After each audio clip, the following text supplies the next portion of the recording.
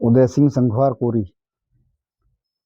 मेरी समस्या ये है कि मेरे बेटे ने 3 दिसंबर को बताया गया है कि मेडिकल कॉलेज में आत्महत्या कर ली है। मेरा बेटा फिरोजाबाद के ऑटोनॉमस मेडिकल कॉलेज में अध्ययनरत था, 2021 का छात्र था। 3 दिसंबर को मेरे पास फ़ोन आया उसके रूम पार्टनर का। उन्होंने कहा, अंकल जी आपके बेटे की तबीयत ज़्यादा खराब है, शैलेंद्र की, आप हॉस्पिटल आ जाओ। मैंने कहा क्या तबीयत खराब है? उन्होंने कहा तबीयत ज़्यादा खराब है, आप हॉस्पिटल आ जाओ, बात करने का टाइम नहीं है। तो मैं यहाँ से अपने बड़े बेटे को लेकर के हॉस्पिटल गया।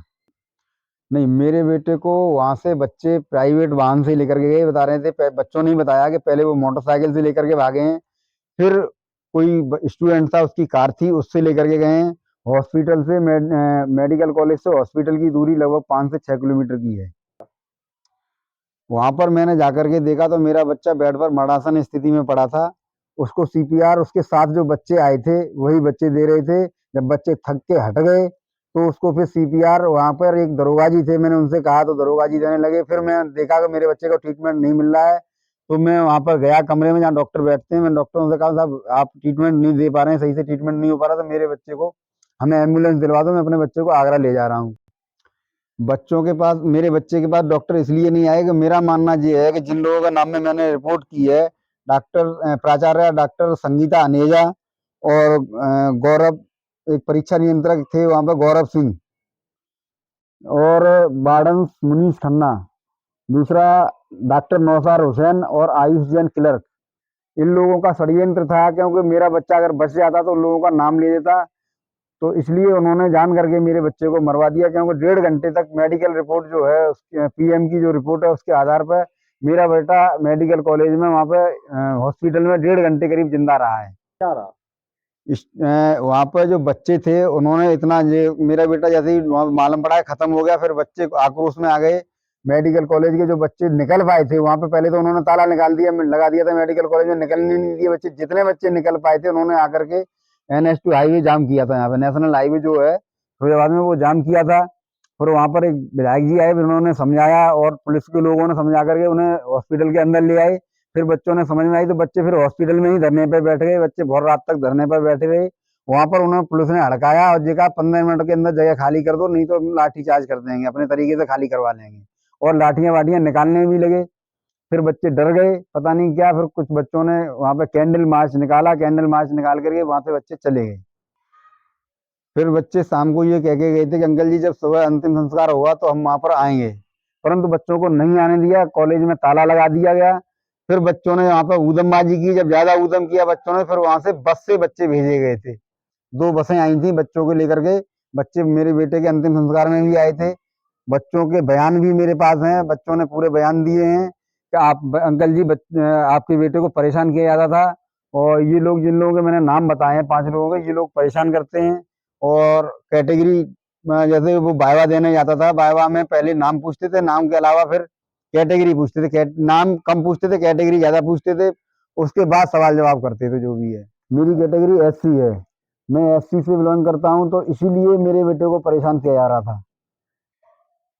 एक दूसरी चीज ये है कि मैं अपने यहाँ के विधायक जी से मिला था। विधायक जी ने मुझे आश्वासन दिया कि कार्रवाई होगी। विधायक जी मुझे यहाँ से लखनऊ भी लेकर के गए थे। लखनऊ जाकर के डिप्टी CM साहब से मिलाया भी था, होटल ताज में। वहां पर बातचीत हुई तो डिप्टी CM साहब ने कहा कि बिल्कुल कार्रवाई होनी चाहिए, ये लोग यहाँ से हटेंगे तभी तुम्हारी निष्पक्ष जांच हो पाएगी। परंतु वहां पर मिलने के बाद विधायक जी से उन्होंने कहा, डिप्टी CM साहब ने कहा, एक काम करो, तुम यहाँ तक आ ही गए हो तो मेरे सचिव से एक बार जाकर के मिल लो। तो वो हमें सचिवालय ले गई। सचिवालय पहुंचे तो टाइम जो मिला था उसमें आधा घंटा बाकी था। हम लोगों को सभी को एक कमरे में बैठा दिया अलग, खुद जाकर के कहीं दूसरे सचिव के कमरे में चले गए। वहां से जाकर के पता नहीं क्या बात की क्या नहीं की, फिर हमको लेकर के गए। बोले कि चलो वो आ गए हैं, चलो। फिर आधा घंटा बाद लेकर गए तो वहां पर देखा तो सचिव से जाकर के बात हुई। सचिव ने डायरेक्ट मना कर दिया कि हम कोई कार्रवाई नहीं करेंगे। मैं रोया गिड़ाया, बहुत चिल्लाया, तो उन्होंने हमें हड़का दिया कि उसमें कोई कार्रवाई नहीं करेंगे। हम कैसे कैसे कार्रवाई करेंगे किसी के ऊपर? पहले जांच होगी उसके बाद कार्रवाई होगी, हम किसी को ऐसे हटाएंगे नहीं। मैंने ये कहा था कि साहब उनको पहले, जिन लोगों ने मैंने रिपोर्ट की है उन लोगों को पहले वहां से हटाइए, उसके बाद जांच करवाइए। उन्होंने कहा नहीं, मैं किसी को नहीं हटाऊंगा, ऐसे ही जो भी होगा ऐसे ही होगा। तुम्हारे बेटे ने खुद फांसी लगाई है। मेरा मानना यह है कि मेरे बेटे ने फांसी लगाई नहीं है, मेरे बेटे को या तो मजबूर किया गया फांसी लगाने पर, या किसी ने मेरे बेटे को मार दिया है। बच्चों ने न्यूज़ चैनलों में, सभी में, मीडिया में, सब में पूरी गवाही दी है। सभी के मेरे पास वीडियो हैं, फुटेज हैं, और मीडिया वालों के वीडियो फुटेज हैं। परंतु अब बच्चे डर की वजह से बच्चों को डरा दिया गया है। बच्चों ने यहाँ पे धरना किया तो किया, उसके बाद बच्चों ने मेडिकल कॉलेज में भी जाकर के धरना किया था और पूरा जोर लगाया, पर उन्होंने बच्चों को तोड़ दिया। 10-11 बच्चे इतने इधर तैयार कर लिए, उनसे कह दिया मैं तुम्हें पास करा दूंगा, इन सबको फेल करा दूंगा, इनकी री लगा दूंगा, सप्लाई लगा दूंगा। तो ऐसे करके बच्चे डर गए, इसलिए बच्चे कुछ नहीं कह पाए। दूसरा ये है कि विधायक जी हमारे यहाँ के जो है, यहाँ फिर हमें कोई उपाय नहीं बचा तो हम यहाँ पर धरना प्रदर्शन करने लगे सुभाष तिराहे पर, जैन मंदिर के पास।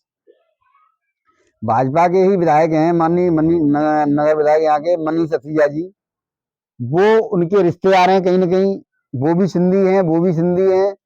तो विधायक जी उनकी पूरी बजा रहे थे, क्योंकि विधायक जी मेरे घर पे आए जब हम धरना, विधायक की जो प्रधानाचार्य हैं वो रिश्तेदार हैं, इसलिए विधायक जी उनकी बजा रहे हैं।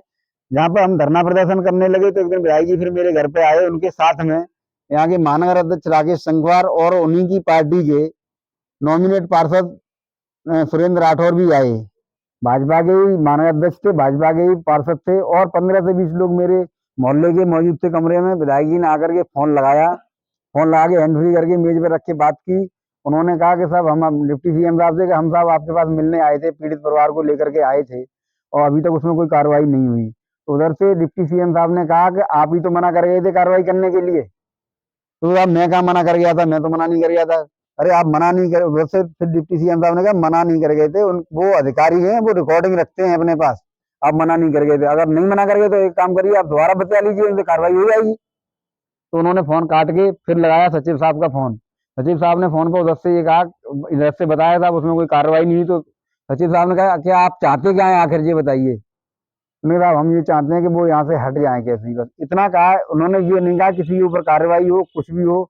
इसलिए मेरा हाथ जोड़ के विनम्र निवेदन है all India medical association student association से, वो अन्य जितनी भी मेडिकल स्टूडेंट एसोसिएशन हैं, सभी से हाथ जोड़ के निवेदन है हमारा सहयोग करें और हमारे बच्चे को न्याय दिलवाने में हमारा सहयोग करें, हमारे बेटे को न्याय दिलवाएं।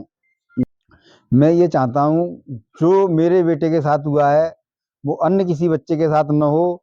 इसलिए मैं पुनः एक बार निवेदन करना चाहूँगा कि हमें सभी लोग मिलकर के, सभी बच्चे मिलकर के, सभी मेडिकल एसोसिएशन, स्टूडेंट एसोसिएशन जितनी भी हैं, सभी लोग मिलकर के हमें न्याय दिलाने का काम करें।